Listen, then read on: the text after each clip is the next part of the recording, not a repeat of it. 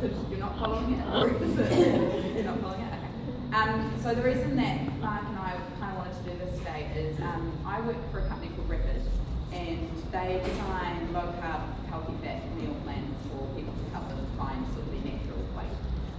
And Mark and I have been fielding lots of questions from lots of people about, should I do isogenics, should I do Herbalife, should I be following like an extreme low calorie diet of about 1,200 calories a day, and how if I do all of this, am I still supposed to turn up here, exercise, have energy to look after my kids, how do I sustain this weight, how does it stay off, basically how do I live life without my diet becoming my life.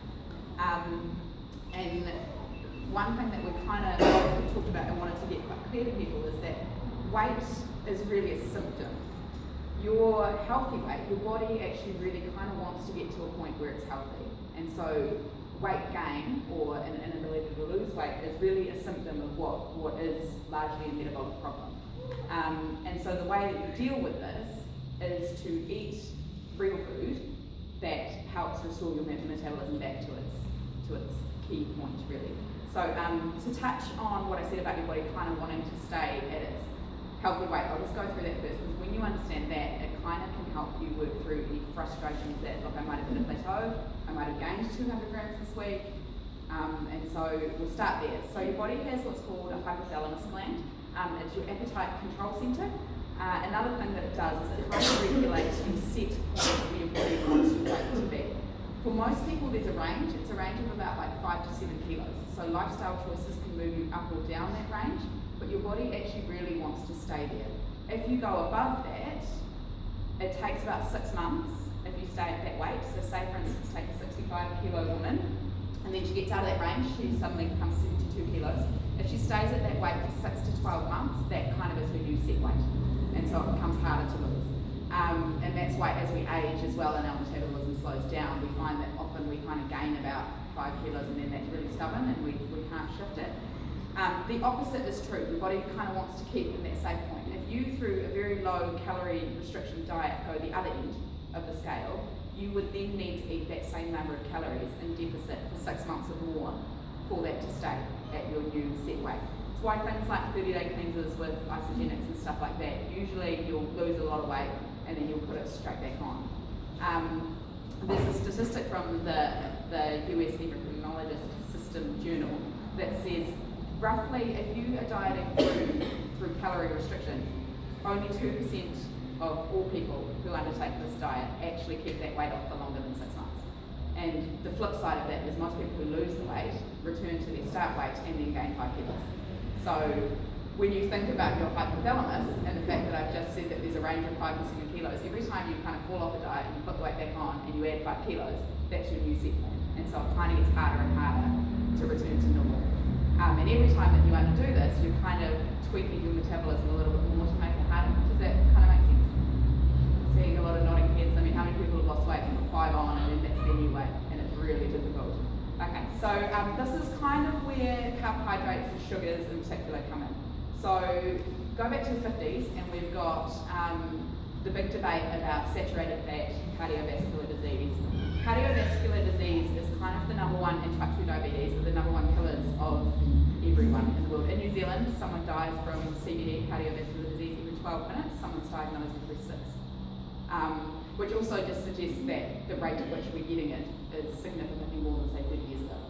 So there's stats out from the New Zealand Institute of Health that says in 30 years' time, the likes of us who are fit and healthy and who might go to the hospital and get a hip replacement or a knee replacement when we're 70 and have paid our taxes forever, we're not going to be able to get that on the public system because 95% of the public health dollar is going to be spent battling cardiovascular disease and type 2 diabetes.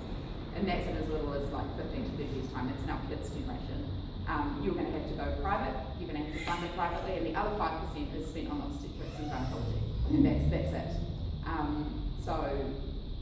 Yeah, it's pretty shocking if you think of it that way. Cardiovascular disease, back in the 50s, they kind of were like, fat makes you fat, there's the link. There was an Ansel Keys study, I'll link it to the Mind Body Transformation page because it kind of went through, he did a control group and he put them on a high saturated fat diet. He didn't limit carbohydrates at the same time, and they got coronary disease and high cholesterol. Another group restricted sugar at the same time, and they found that they could eat as much saturated fat as they wanted. This was run by Professor Tim Noakes, and he's pretty big in the low carb movement. Their results were quite astounding. They found that they still had cholesterol, but the good kind. Their ratios were fine, and they didn't have CVD in 5 years' time.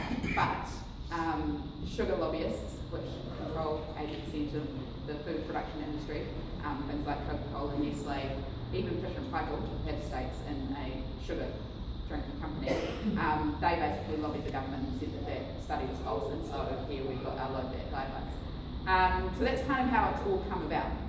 So today I'm going to kind of talk about 3 diets. I'm going to talk about a standard American diet.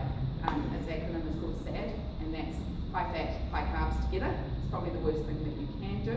I'm going to talk about a low fat diet, and I'm going to talk about a low carb diet. So firstly we'll talk about the SAD diet. That is where carbs and fats have been placed together, and it's pretty much the worst thing that you can do. And I'll kind of tell you why in reference to the low carb diet. So you've got in your body's systems, when you ingest food, there are 3 macronutrients. There are fats, proteins, and carbohydrates. Carbohydrates, whether they're sugar or bread or pasta or oats, they all break down to the glucose molecule. Now, glucose is used in your muscles for energy. It kind of functions everything that we do, and it's a readily available source of energy, so your body likes to use it really, really quickly. When there is glucose in your system, your body has to secrete insulin to go to your cells and to open the cell doors so that the glucose can go in and be used by the cells. If you have too much glucose in your body, the rest of it gets stored as glycogen, which is kind of like your reserve spare battery. It makes sense if like you're running a marathon or you're out hunting and you don't have access to food to have this reserve glycogen. In kind of today's day, we were eating every 2 to 3 hours, it kind of doesn't really make any sense. Like, we don't need a reserve battery, we're putting food in our face every 3 hours. When insulin spikes, insulin has 2 activities. So one, it opens the door for the cells. The other thing that it does, so that your body can use the glucose really quickly, is it stores fat, so that you don't digest fat. Your cells won't use fat, it gets stored on your body. So when you have too much insulin, your body cannot get rid of this fat, and it just sits there and it stays there in your body. And meanwhile, you're stockpiling glucose to use for energy, so you'll never actually get round to burning that fat. Now, where the metabolism comes in is if you're insulin sensitive, and so these are people who can eat some carbohydrate, their body uses it straight away, and then they go back to burning their fat stores. This is the idea. So if you're insulin sensitive, you have even moods throughout the day, you have even energy, you can eat once every 5 hours, so 3 meals a day, and you're absolutely fine. For most of our population now, having restricted fat and increased carbohydrates, we're what you call insulin resistance. So insulin resistance is where your body is resistant to insulin spikes, basically. So it's like the analogy of insulin opening the cells to let the glucose go in. It's like it's locked that door and it jiggles and it doesn't open until like the 5th try. So meanwhile, all of that glucose is circulating around your body. It thinks, hey, my cells don't need this, I'm going to store as glycogen and as fat. And all the while this is happening, because the insulin stays spiked, because it hasn't opened that door yet, all of your fat gets stored on your body. So the idea with a low carb eating plan isn't to restrict carbs forever.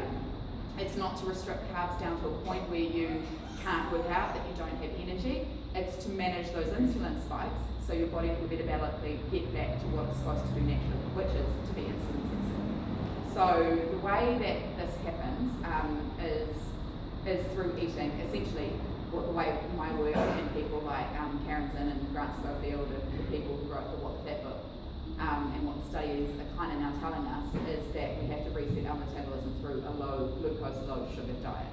So there's 2 parts of this. There's glucose, which is carbs, and I'll talk about sugar in a minute because sugar's it does another thing entirely. I'll talk about that now actually. Sugar is made up of sucrose and fructose, and I'm talking kind of about all sugars here. So fructose is a molecule that used to be rare. It was found really only in seasonal fruits, and so your body has an enzyme in it called fructose allanase, which says, store this, I need this for later, I'm not going to get any for a long, long time. And that hasn't changed. So our bodies still have this, and it hasn't changed despite the fact that sugar is now found in 80% of all food products found in the supermarket. If you went over to Fresh Choice over there, and you got rid of every single thing that had fructose in it, you'd be left with one in every 10 items there once you took out fruit. So it's everywhere. And your liver is what processes sugar. So the glucose gets separated out and taken by insulin to your cells on its way to your liver. Fructose goes straight to your liver and it stores it. And that's why people with high sugar diets end up with what's called fatty liver disease. And when your body stores the fatty liver molecules in your liver's job is to cleanse things and then process it out into your body.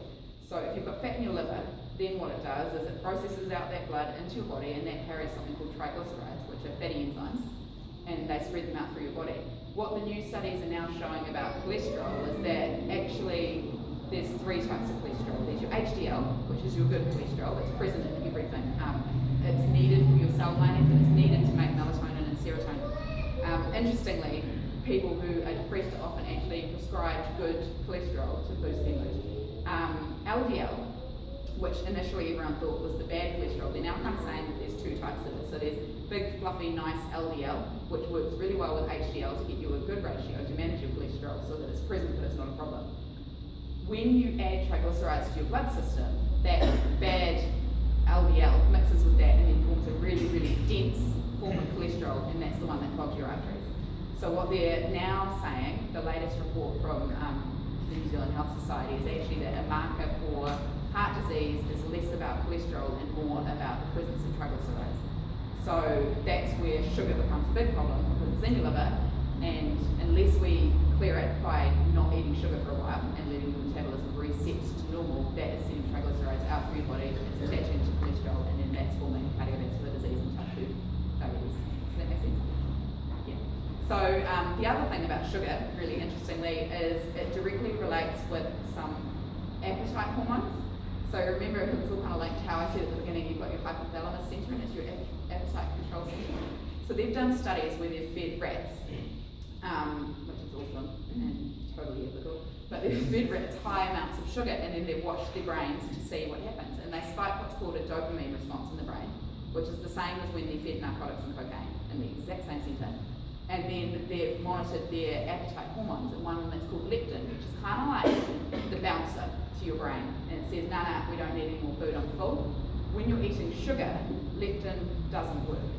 So, and they found it was a really low amount of sugar, like it was only, say, like 4 tablespoons a day, which you have 2 bananas, because that's 50% fructose, and you have 1 tablespoon of honey and a glass of fruit juice, which, you know, all of these things traditionally they're low fat, so they're healthy, right? All of those things, 4 tablespoons of sugar, leptin doesn't work. So your hormone in your hypothalamus brain says, I'm not full, I'll keep eating. And you keep eating what you've been eating, because that's what you crave. So you go, you know, I mean, who finds it really difficult to stop with, say, like 1 slice of cake? Yeah. I used to be, before I started doing low carb, I used to be one of those people who literally would have to throw a cake in the bin and then pour water on it to stop me eating it out of the bin. Like, it was that bad. So, yeah. Fortunately, it only takes like 6 to 8 weeks to get rid of those cravings, I swear. But yeah, no. So it's that leptin, and your body doesn't feel full from it. And that again is biological, because when you used to find, and there was no fructose anywhere, there was no, you know, packets of food, so it was only found in like seasonal fruits and berries. Your body was supposed to store that as fat for the winter, because they're seasonal. You're not getting berries, you know. So we've kind of come full circle now to this place where like food is constantly available, and we've been told that carbs and stuff are necessary for us, and we've been told that fruit is great, we should eat as much of it, we should juice it, get rid of the fibre so that it's completely in our systems and getting an insulin spike straight away. And we kind of don't know where to go. We've been told 1,000,001 things. We've been told isogenics is what we should do. We've been told that if you just, you know, if you just had a little bit more willpower and ate less and exercised more, that you'd be absolutely fine. But we've just found out that you can't really exert willpower with sugar, because it's telling you that you're not full. And also that metabolically, as soon as that enters your system, it doesn't matter whether or not you work it off, it's going straight to your liver. And so that kind of comes full circle to the idea of a low-fat diet, which was all about calorie control.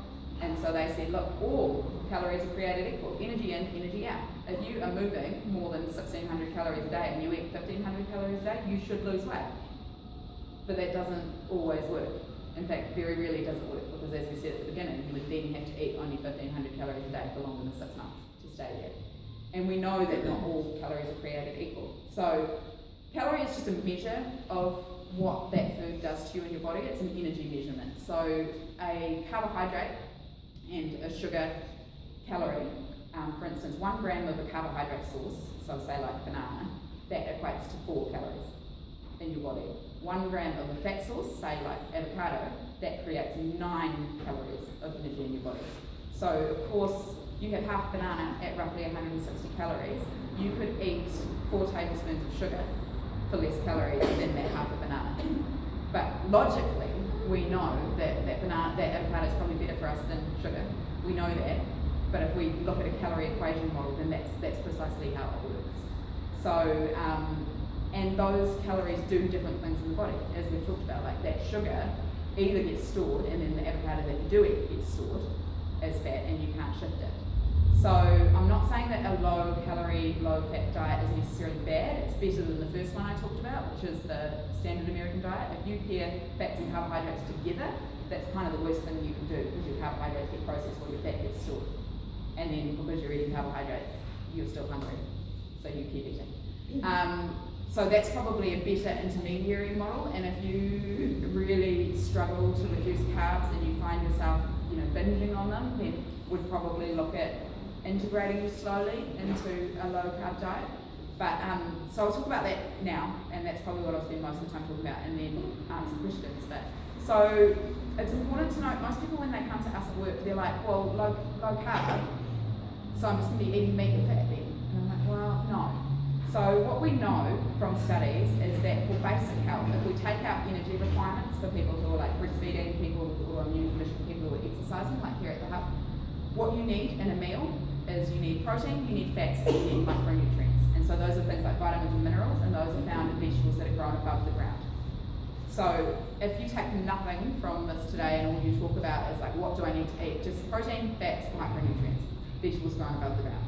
And so it's not just meat and fats. It's definitely not that at all. If you look at, say, like the plate, or my plate for instance, 80% of it would actually be vegetables, because you're looking at that source. Vegetables are incredibly nutrient dense and they're very, very low calorie. So when we say that you're on a low carb diet, about 50% of your calories should come from fat, 25 from protein, 25 from carbs. People are like, half my plate's going to be fat. Remember we said that fat's 9 calories per 1 gram versus carbohydrates. So it doesn't look like half your plate is fat. It's just that you're suddenly going to be eating things without restriction. So you have, for instance, a good breakfast is like some poached eggs. Eggs are half protein, half fat. And eat the yolk, not just the whites, because the yolk actually contains the enzymes to digest the white. You're just eating the whites. It's when you get bloated and hormone resistance. And then you might have spinach, half an avocado, and then coffee on the side. Like it's not extreme. And if you are working out, you can include some good quality nutrient-dense carbohydrates, things like pumpkin or parsnip or carrots, beetroots, swedes, all of those kind of things. What I like to say to people starting out who don't want to follow it in an extreme plan is I think of GPS. And so the things that are really heavy in carbohydrates, where your body can get those carbs and nutrients from elsewhere, are grains, potatoes, including sweet potatoes, so kurma and S, which is sugar. So if you just dropped those 3 things and did nothing else, you would automatically be low carb. Low carb is, so conventionally in New Zealand at the moment, the average person eats between 280 and 350 grams of carbohydrate per day. And that's the equivalent to, say, like a bowl of oats or wheat bix in the morning, some Cruskits with some cottage cheese at morning tea, because you're hungry by then, because your insulin's spiked and you haven't got even energy levels. And then at lunch you're going to have 2 sandwiches, so 4 slices of bread, and then dinner, or after your afternoon snack of more crackers and cheese, or something sweet, a biscuit, and then dinner you're going to have some rice or grains, and that's half your plate, and then you have a small piece of protein and some vegetables. That's about 300 grams of carbohydrates a day, and it doesn't even seem like a lot. If you just removed processed foods, so anything bought in a packet, and you limited potatoes and kurma and that kind of thing to a round activity, you'd automatically be at around 100 grams of carbohydrate a day. So it doesn't even have to be extreme. Like, you can look at all of these foods and go, that's carbohydrate, I'm not eating it. What you need to realise is that if you just remove processed foods, you'll automatically be there. And so why we then say we need to increase healthy fats, there's no real guideline around how much fat is right for the right person. what I always say to people is you tweak that formula and you play with it. Just don't be afraid to add fats to your meals, because the idea is that it will keep you full, so you're only eating 3 meals a day. And you know, your body is a great biofeedback tool. That's the thing about metabolic conditions, is that actually if you're listening and you're going, hey, I'm actually hungry and it's only 11 o'clock and I had breakfast at 8, what you then say is, okay, well, I'll eat something now, but instead of it being a snack, I'm going to make a full meal, and I'm going to include a little bit more fat than my last meal, because I know that that didn't stretch me long enough. And then you listen and you observe again, and you go, okay, well, I was full for 5 hours that time, so most of my meals need to be kind of structured around that. So yeah, low carb definitely doesn't have to be boring, and all of a sudden all of these foods that we've villainized, like cream and parmesan and butter and avocados and nuts and seeds, they're all okay again, randomly. You know, and they're actually going to do great things for you because they don't spike your insulin, they keep you full. And if your insulin levels aren't spiked, your body can get through burning all of that extra fat that's in your cells. It can get rid of the fat that's in your liver, and you can stop those sugar cravings. And then you can reset your hyperthyroidness, and then you can lose weight. So, like I said at the beginning, weight loss is a symptom of getting healthy. And so initially, if you follow a low carb diet, carbs retain 2 to 3 times their own weight in fluid in your body. So if you, for instance, went and had 100 grams of pasta, which is actually quite a lot because it doesn't weigh a lot, the next day you might actually be 300 grams heavier because your body's retained fluid to process that carbohydrate. So initially, if you remove carbs, you might actually lose quite a lot of weight quite quickly. When I first started doing it, because I got the job at the company that I worked for, I had to try out their plans, I lost something like 3.1 kilos in 2 weeks. And then you kind of, even out. So I always say to people, yes, that weight loss is great. Keep in mind that it will come off more slowly after that. And also, if you do eat something that's got a high level of carb in it, don't be, really upset if you jump on the scales the next day and you're 200 grams heavier. That's just fluid. So if you do eat something off plan, I've got Katrina well versed in this now. Wait 4 days, weigh yourself in, and that's kind of your true weight. Okay. So what was I going to say about fasting? I might just ask questions at this time to see if there's anything you want more clarity on, and then I can talk a bit more. Does anyone have any questions about it? I do. Yes. In terms of the low carb diet, are you saying no fruit? I'm saying for people, it really depends on the question. Depends on how active you are. If you're doing a Buddha session, absolutely. But we don't need to be eating 5 to 6 servings of fruit a day. And there are better servings of fruit than others. And I would also say to people who watch how you're using fruit. If you're using it as a substitute for something sweet after dinner, absolutely fruit is far better for you than reaching for something that's full of sugar. But then take that as a sign that perhaps, you're still craving some stuff, and wouldn't it be better perhaps in that point to go get a couple of slices of cheese or something like that, or some peanut butter, a tablespoon of peanut butter, and start getting your metabolism burning correctly before re-adding carbohydrates and sugar to it. The best time to eat any carbohydrates is either immediately before or immediately after a workout. Immediately after a workout, you've got about a 45-minute window, and then your muscles are kind of open and you've burned through your glycogen stores and they want to use it quickly. So you'll get the insulin spike, but it will go straight into your muscles, it will be used straight away. So then your body will go straight back to burning the stored fat you've got.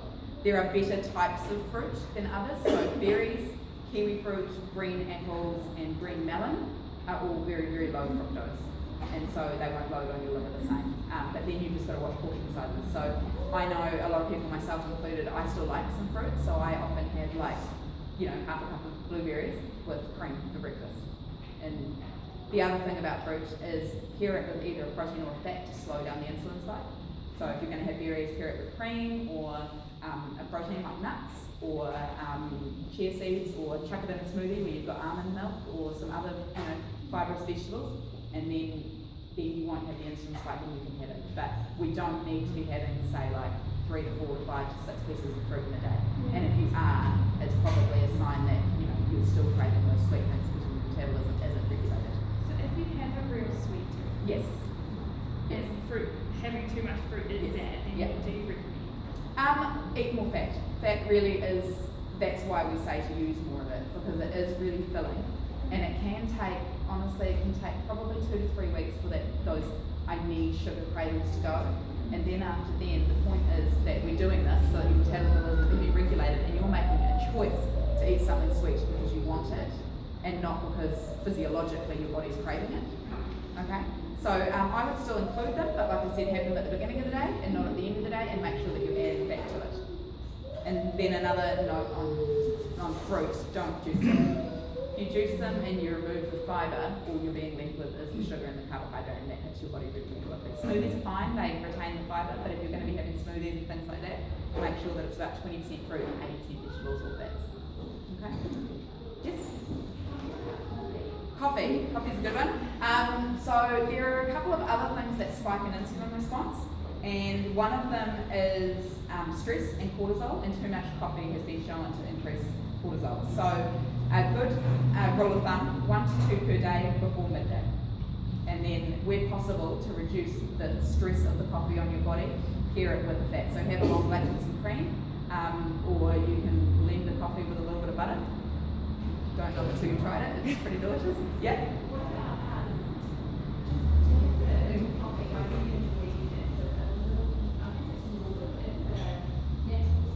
Yeah. Okay, so good point on artificial sweeteners. Artificial sweeteners don't contain fructose, so they don't get picked up straight away by the liver, but there's that brain-body connection again. You taste something sweet, your body goes, great, something sweet's coming, I'm going to release insulin so I can process this, and then the insulin doesn't come, so you've still got the insulin spike, all the fat that you're eating still gets stored, you just don't get it through the liver. Yeah. Artificial sweeteners, and there's huge studies, I'll post some on the MBT page, there's huge studies showing the link between specifically for men, colon cancer and artificial sweeteners, and for women, breast cancer and sweeteners. Yeah, we just don't really know yet how the body metabolizes it, and there's an ethics problem with feeding people a whole pile of artificial sweeteners and then seeing what happens 5 years later. So we just haven't done it. Yes.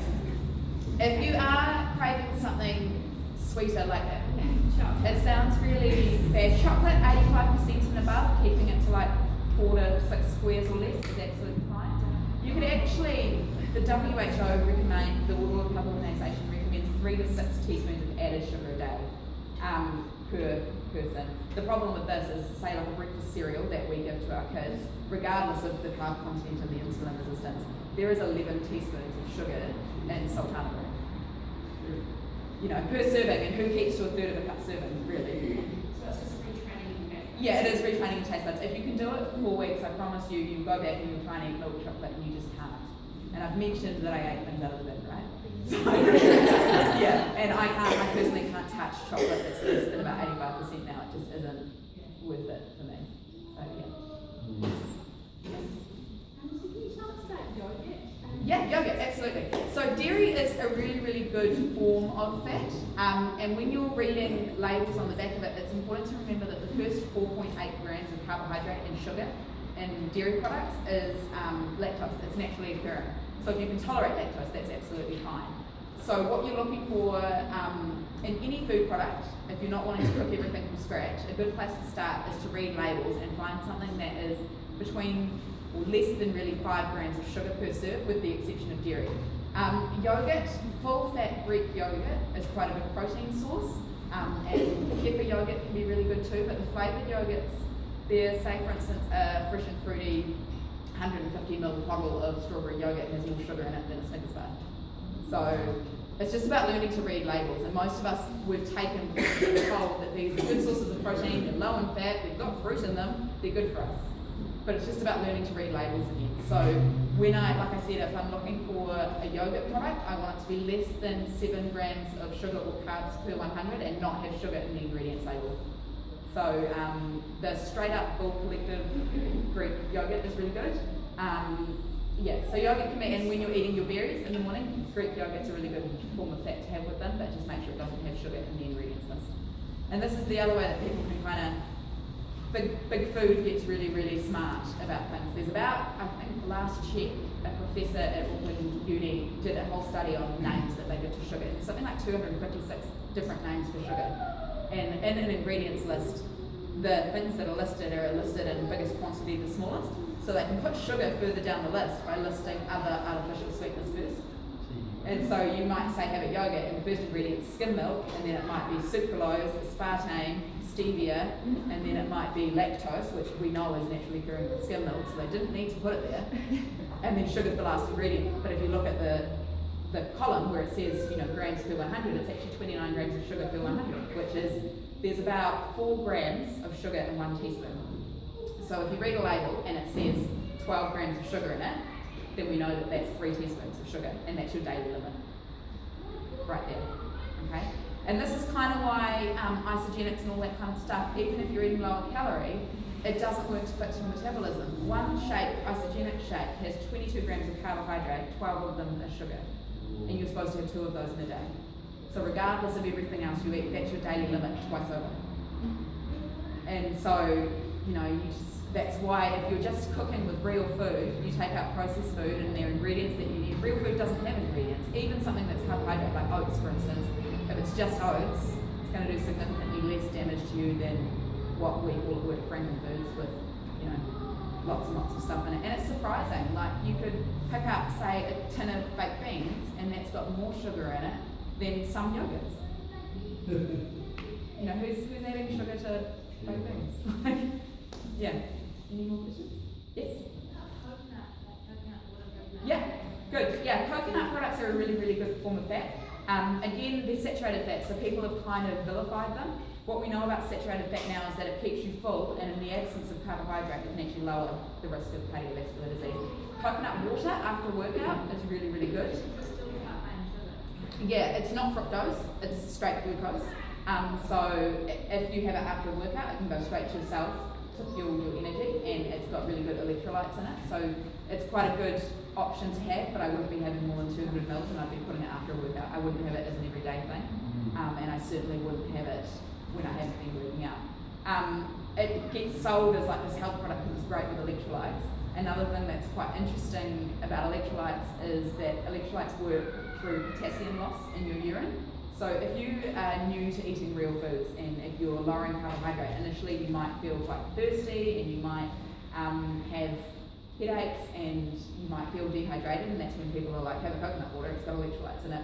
You could actually just take water and add a pinch of Himalayan rock salt and it does the same thing.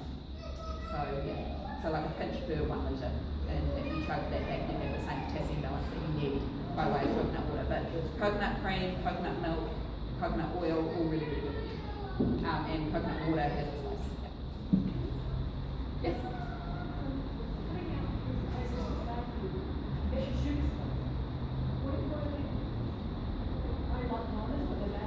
Yeah.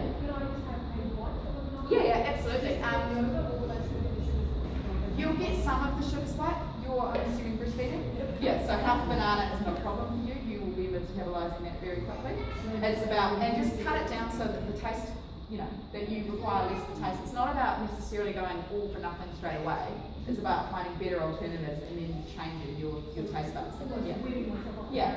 So my kids, for instance, kids use their glycogen more effectively than adults do. As we age, our metabolism slows down. I freeze bananas in halves, and I use half a banana per kid. I used to have half a banana too, and now I just have berries. So if you freeze them and then chuck them in a smoothie, it makes, they taste sweeter frozen. Go figure. So yes. Yeah. Yeah. Yeah. So the first time I worked with keto, and I looked into week 3, and I noticed there was Carb second?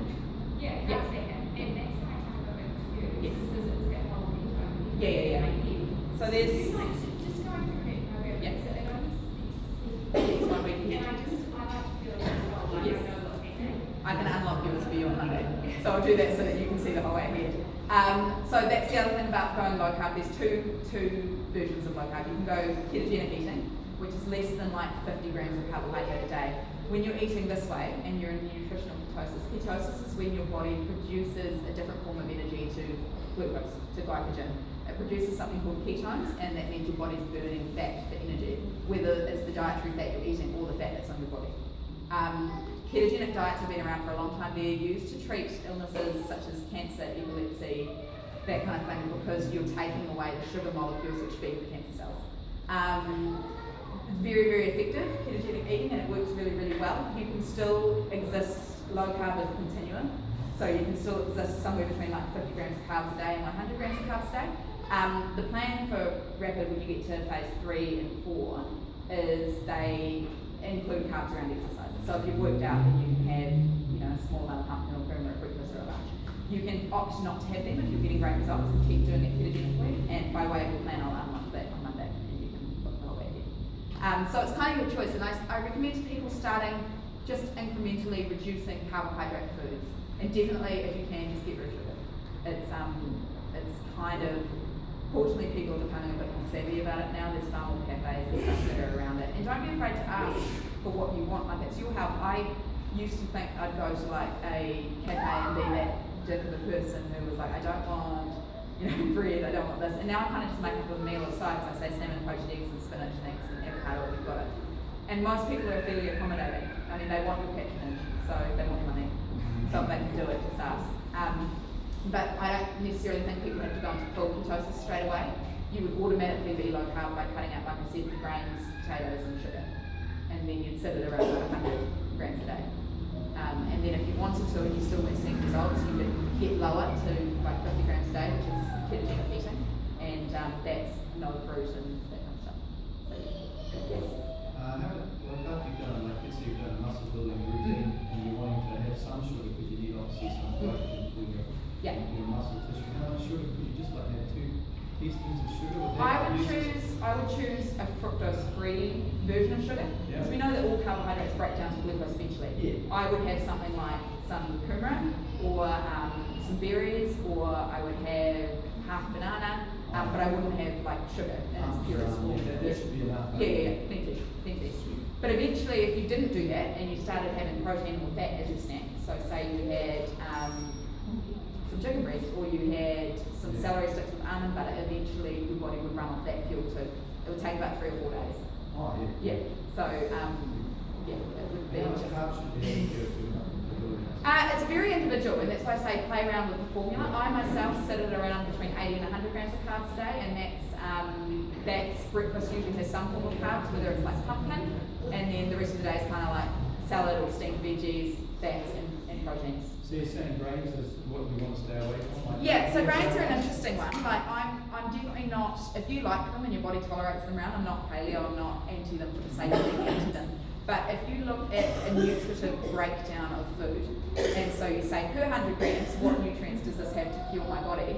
Yeah. Grains actually don't have a lot compared to say like similar amount of calories and similar amount of carbohydrates. Say sweet potato, they've got 16 times the amount of vitamin A, ribosomes, and your B vitamins. So basically yeah, absolutely. And the other thing about grains, unless we prepare them properly and potentially soak them or cook them, they have something that's called phytic acid. They're anti-nutrients. Grains are designed to be in, say, like in the wild, where an animal could come along, eat them, ship them out over there, and then grow again. They have to be resilient. They've got no other coping mechanisms. Not like potatoes and stuff which are underground, so they haven't had to develop that. Not like animals which can run away. That's their defense mechanism. So if you think that they can go through an animal's digestive tract like that, a cow, which has 4 stomachs, and then grow somewhere else, we're not absorbing the nutrients out of them either unless they're prepared properly. So they're not, for me, nutrition is less about now ruling out food groups, it's more just where you get your bang for your buck. What food is going to make me feel best, for the cheapest. I'll swap the food. Yeah, yes. So rice is a carb, right? Yeah. You should be eating rice with a low carb. Yeah, if you're going low carb, again, it's in quantities and amount. If you absolutely live and die for rice, okay. Yeah, it's about finding how it works for you. So if you worked out and you wanted to have, say, like a quarter of a cup of cooked rice after your workout, absolutely fine.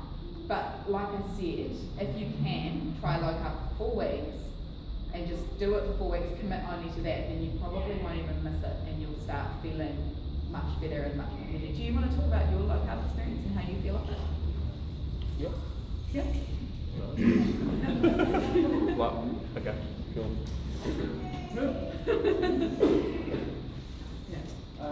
G'day, so if you don't know me, my name's Mark. So what I've found just with clients, I guess, dealing with people who are training, definitely if you go a low carb option, and I've found the same, you just cut weight a lot quicker. Okay, so we've had a lot of people come through the transformation program, and initially we prescribed a nutrition plan, which I guess was traditional in that a dietitian signed off on it, and it was still quite moderately, still having carbs and grains, and it worked for some people, but it didn't really work for everybody. So then we went searching a little bit further, and that's where we've now sort of landed at low carb, high fat. For me personally, I just know that if I just reduce my, like we're saying, sugars, carbs, the weight just comes off my body a lot quicker.